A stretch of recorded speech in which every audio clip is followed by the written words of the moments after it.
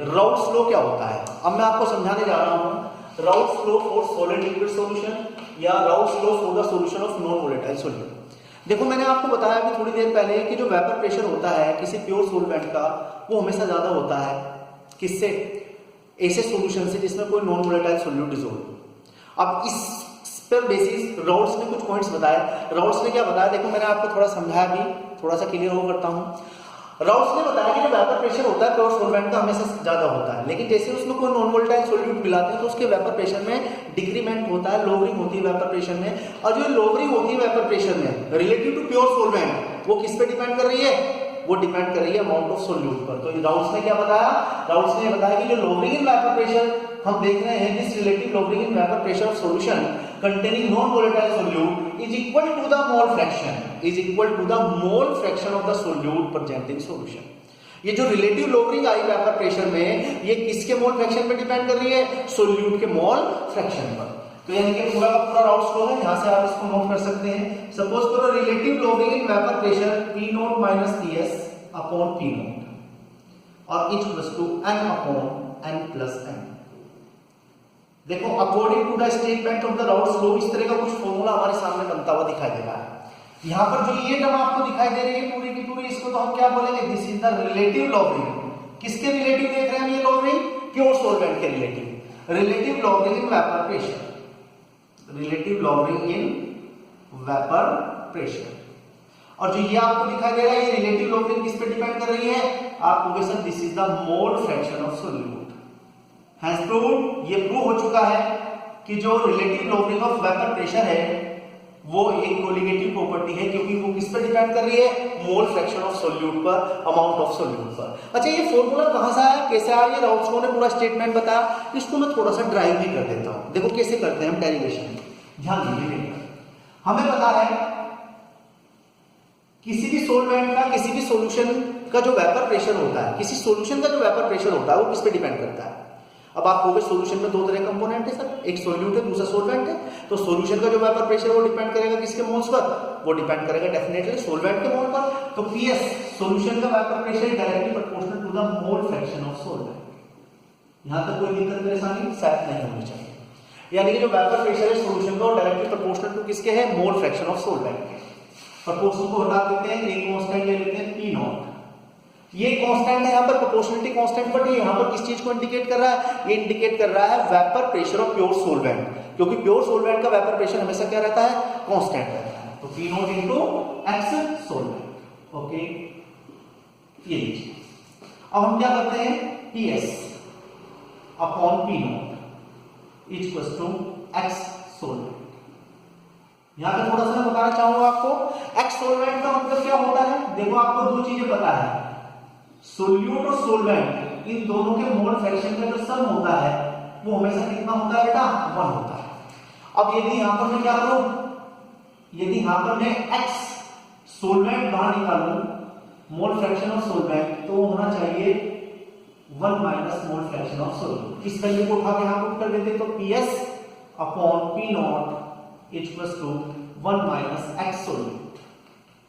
मैं इस फॉर्मूले को ड्राइव कर रहा हूं, यानी कि आपको साफ साफ दिखाई दे रहा है कि आ जाएगा 1 माइनस Ps अपॉन P0 और इक्वल्स टू x सॉल्यूट। अब आपको x सॉल्यूट यानी कि जो सॉल्यूट का मोल फ्रैक्शन होता है वो क्या होता है, ये भी आप जानते हैं। सॉल्यूट का मोल फ्रैक्शन होता है number of moles of solute upon number of moles of solute plus होता है। जो स्मॉल n है उससे तो मैं किसको रिप्रेजेंट कर रहा हूं, स्मॉल n से मैं रिप्रेजेंट कर रहा हूं किसको, स्मॉल n से रिप्रेजेंट कर रहा हूं सॉल्यूट के मोल्स को। कैपिटल n से किसको रिप्रेजेंट कर रहा हूं, कैपिटल n से रिप्रेजेंट कर रहा हूं सॉल्वेंट के मोल्स को। क्लियर है, यहां तक शायद कोई दिक्कत परेशानी नहीं होनी चाहिए आप लोगों को। चलिए आगे बढ़ते हैं। अब देखिए ये आ गया आपका कितना, P0 माइनस Ps और इक्वल्स टू x सॉल्यूट की वैल्यू रख दीजिए n upon n plus n। ये आपके सामने है सारी term and this is the Raoul's. यहां पर देखो जो P0 जो किस चीज को इंडिकेट कर रहा है, vapour pressure of pure solvent. ये vapour pressure of pure solvent बताता है। Ps किसको रिप्रेजेंट कर रहा है, vapour pressure of solution. Okay और जो n upon n plus n है ये किस चीज को रिप्रेजेंट कर रहा है, this is the mole fraction of solute, mole fraction of solute.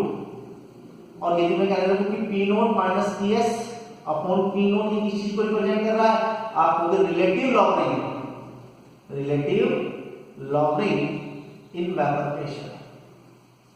In vapour pressure, और यदि मैं कहता हूं केवल P note minus P S किस को रिप्रेजेंट कर रहा है, तो ये रिप्रेजेंट कर रहा है logarithm in vapour pressure,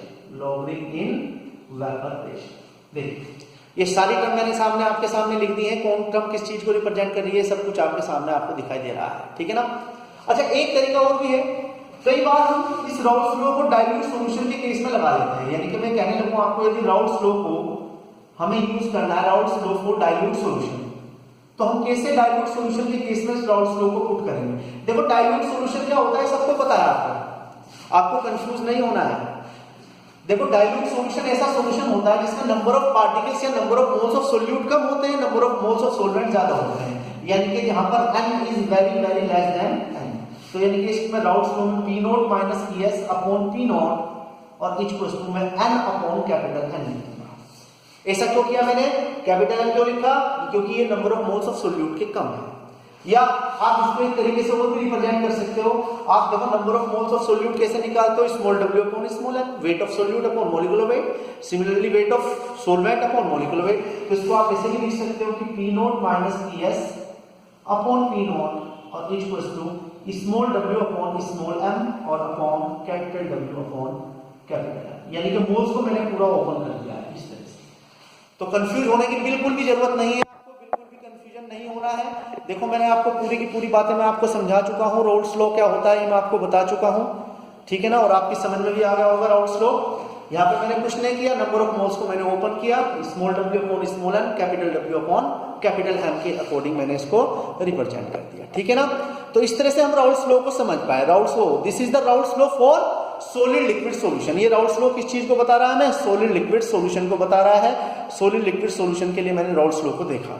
I think बच्चों आपकी सारा समझ में आ गया होगा राउल्स लॉ, पूरा आपके बोर्ड पे है राउल्स लॉ, लेकिन कंफ्यूज नहीं होना है। कई बार बच्चे कंफ्यूज होकर मुझसे पूछते हैं कि सर कहां पर ये डाइल्यूट वाला फॉर्मूला लगाए, कहां पर कंसंट्रेट वाला। यदि इस तरह का कंफ्यूजन है तो डजंट मैटर, आप ना सीधा राउल्स लॉ का फॉर्मूला यूज करें, आप इसे भूल जाए, ठीक है ना, क्योंकि वो तो क्वेश्चन की सेंस से पता चल जाता है। जहां अमाउंट ऑफ सॉल्यूट बहुत कम होता है, बहुत ही ज्यादा कम होता है, तो वहां पर हमें डाइल्यूट वाला फॉर्मूला लगा लेते हैं जिसमें मॉलिक्यूलर वेट वगैरह निकाला जा सकता है। लेकिन आप यदि कंफ्यूज हो रहे हैं तो आप बिल्कुल राउल्स लॉ लगाएं।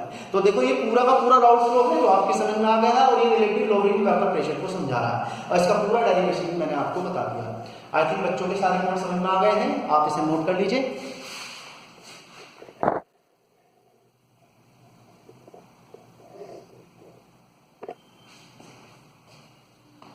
चलिए अब इस राउल्स लॉ में मैं एक आपको छोटा सा न्यूमेरिकल भी करवा देता हूं, किस तरह का क्वेश्चन न्यूमेरिकल में पूछा जाता है। देखिए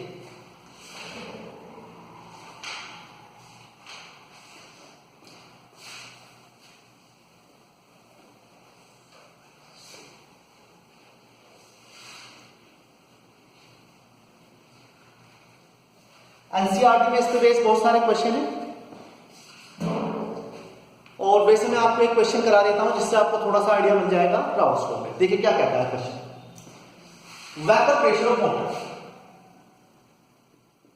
वेपर प्रेशर ऑफ H2, यानी कि वाटर का जो वेपर प्रेशर है at 293 kelvin is, at 293 kelvin is 17.51 mmHg।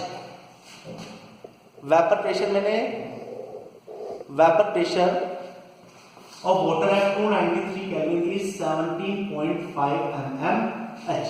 एक न्यूमेरिकल करा रहा हूं इस पे राउल्स लॉ पे, फिर आपको बहुत सारे क्वेश्चन करने जो आपके एनसीईआरटी में भी और कॉम्पिटेटिव बुक्स में भी खूब सारे क्वेश्चंस आपको राउल्स लॉ पे मिलेंगे।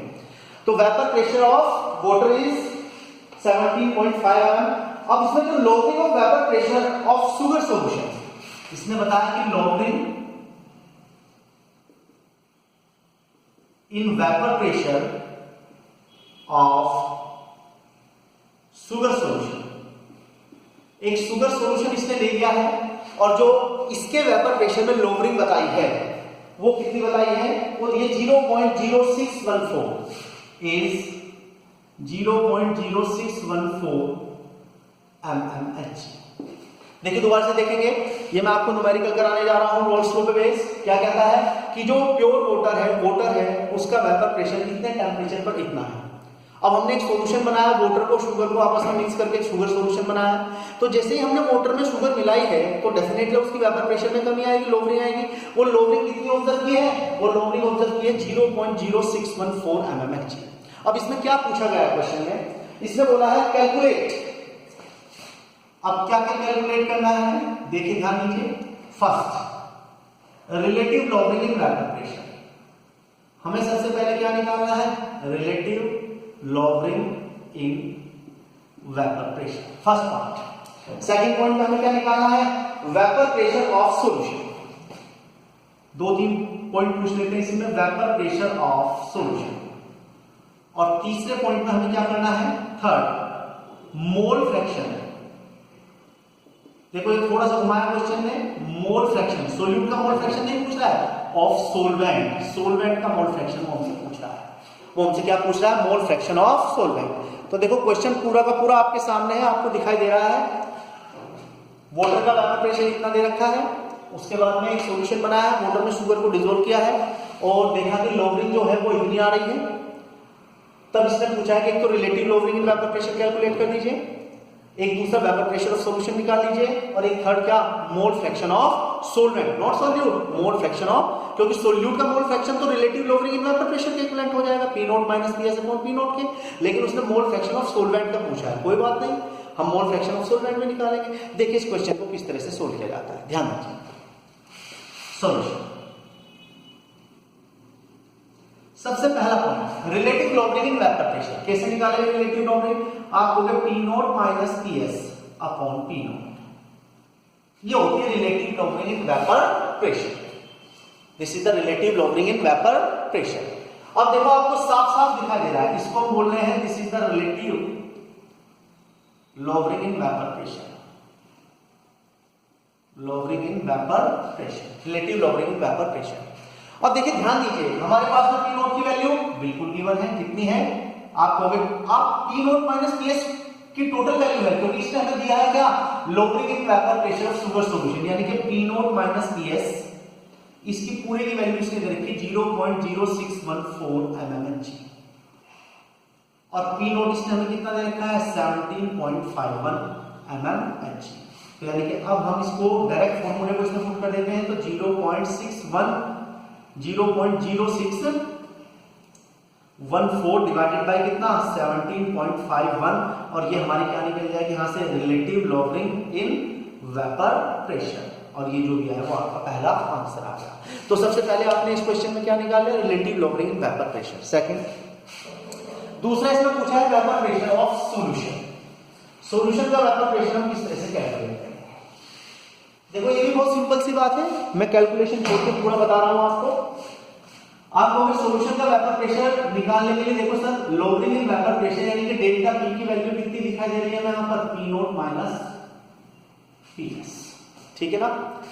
अब हमें क्या निकालना है इसे बताइए जरा एक बार, यानी कि P नॉट माइनस PS की वैल्यू उसने हमें दी है, P नॉट माइनस PS की वैल्यू उसने दी है, डेल्टा P की वैल्यू कितनी है यहां पर 0.0614, P नॉट यहां पर कितना है 17.51 और माइनस PS को इधर ले आते हैं, तो वेपर प्रेशर ऑफ सॉल्यूशन कितना आ गया 17.51, और इसमें से माइनस कर दो 0.0614, और ये किसकी वैल्यू आ गई आपकी, वेपर प्रेशर ऑफ सॉल्यूशन। तो इस क्वेश्चन के दो पॉइंट मैंने सोल्व कर दिए हैं, सबसे पहले रिलेटिव लोवरिंग निकाल दी, दूसरा मैंने वेपर प्रेशर ऑफ सॉल्यूशन। अब इसमें थर्ड पॉइंट इसने क्या पूछा है, थर्ड पॉइंट इसने पूछा है, थर्ड पॉइंट में ये पूछ रहा है कि मोल फ्रैक्शन ऑफ सॉल्वेंट निकालना है। तो इसके लिए हम क्या करते हैं, P not minus PS upon P not equals to n upon n plus n, यानी कि ये फॉर्मूला होता है मोल फ्रैक्शन ऑफ सोल्यूट।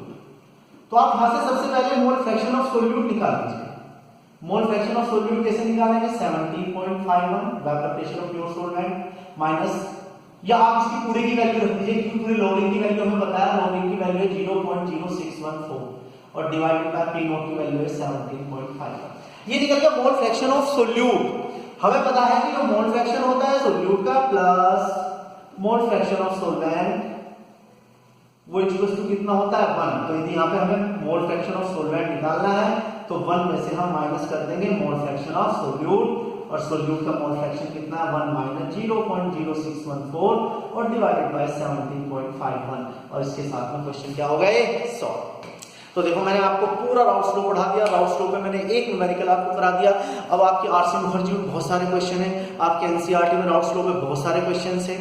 ये मैंने आपको राउट फ्लो पढ़ाया सॉलिड लिक्विड सॉल्यूशन के केस में, और मैंने आपको बताया दो अलग अलग फॉर्मूला यूज कर सकते हैं, क्योंकि जब हम डाइल्यूट सॉल्यूशन के लिए राउट फ्लो देखते हैं तो वहां पे जो नंबर ऑफ मोल्स होते हैं यानी कि n/n+n, तो वहां पर जो सोल्यूट के मोल है उनको हम इग्नोर कर लेते हैं। आपको कंफ्यूजन नहीं होना चाहिए, आप इग्नोर मत करो, आप पूरा डायरेक्ट फॉर्मूला लगा दो तब भी आंसर आपका सही आएगा। तो ये था आज आपका टॉपिक क्या, राउट फ्लो।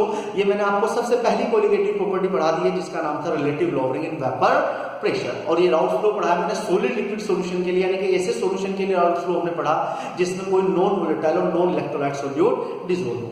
अच्छा, इसमें एक लो और भी पढ़ेंगे हम, एक दूसरा और राउट फ्लो पढ़ेंगे, लेकिन वो राउट फ्लो किसके लिए है, वो राउट फ्लो है लिक्विड लिक्विड सॉल्यूशन के लिए, यानी कि उसमें ऐसा सॉल्यूट डालेंगे जो वेपोराइज किया जा सके। तो इससे अगले टॉपिक में, इससे अगले लेक्चर में मैं आपको पढ़ाऊंगा Raoult law for liquid liquid solution. Okay.